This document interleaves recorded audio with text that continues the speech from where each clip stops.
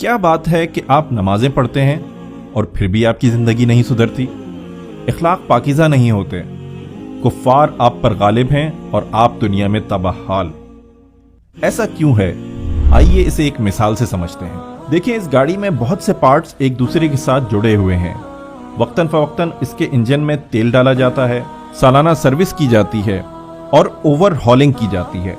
اس طرح جب اس کو سٹارٹ کر کے ایکسیلریٹر دبایا جاتا ہے تو سب پارٹس اپنا اپنا کام شروع کر دیتے ہیں اور اس کے ساتھ ہی تمام عمل کا نتیجہ ظاہر ہوتا ہے، یعنی گاڑی سڑک پر چلنا شروع ہو جاتی ہے۔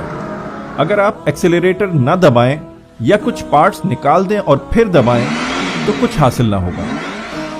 اسی طرح چند پارٹس نکال کر جہاز کے پارٹس ڈال دیں تو ایکسیلریٹر دبانے کے باوجود نہ یہ چلے گی اور نہ اڑے گی۔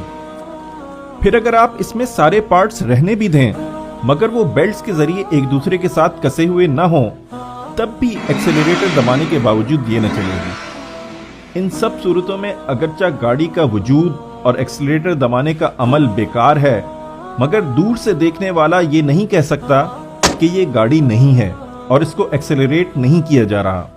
وہ تو یہی خیال کرے گا کہ یہ گاڑی ہے، لہٰذا اس کو اپنا مقصد حاصل کرنا چاہیے، یعنی سڑک پر چلنا چاہیے۔ اسلام کو اسی گاڑی پر قیاس کر لیجئے۔ جس طرح گاڑی کا مقصد چلنا ہے، اسی طرح اسلام کا مقصد یہ ہے کہ زمین پر آپ خدا کے خلیفہ، خلق پر خدا کے گواہ اور پوری دنیا میں دعوت حق کے علمبردار بن کر رہیں۔ اس مقصد کو پورا کرنے کے لیے اسلام میں وہ پارٹس جمع کیے گئے ہیں جو اس غرض کے لیے ضروری اور مناسب ہیں۔ اسلامی نظام حکومت سے ان کو ایک ترتیب کے ساتھ ایک دوسرے کے ساتھ کسا گیا ہے تاکہ جو ہی اسلام کی اس گاڑی میں نماز کا ایکسیلریٹر دبایا جائے، زکوٰۃ کا انجن آئل ڈالا جائے، سالانہ سروس کے روزے رکھے جائیں اور اوور ہالنگ یعنی حج کیا جائے تو نتیجہ یعنی اسلام کا غلبہ اور خدائی قانون کا تسلط اسی طرح ظاہر ہونا شروع ہو جائے جیسا ایکسیلریٹر دبانے پر گاڑی چلنا شروع ہو جاتی ہے۔ اب غور کیجئے، ایکسیلریٹر دبانا، سروس کرنا، تیل دینا اور اوور ہالنگ تبھی مفید ہو سکتا ہے جب اس فریم میں اس گاڑی کے سارے پارٹس ہوں اور اسی گاڑی ہی کے ہوں اور ویسے ہی کسے ہوئے ہوں جیسا کارساز کمپنی نے انہیں جوڑا تھا۔ مگر یہاں معاملہ ہی کچھ دوسرا ہو گیا۔ اسلامی نظام حکومت ہی نہ رہا جس سے یہ پارٹس کسے رہیں، بس بیلٹس ڈھیلی ہو گئیں، ہر پارٹ بکھر گیا۔ پھر گاڑی کے بہت سے پارٹس نکال ڈالے گئے، ان کی جگہ اپنی اپنی پسند سے جس دوسری مشین کا پارٹ چاہا فٹ کر لیا گیا۔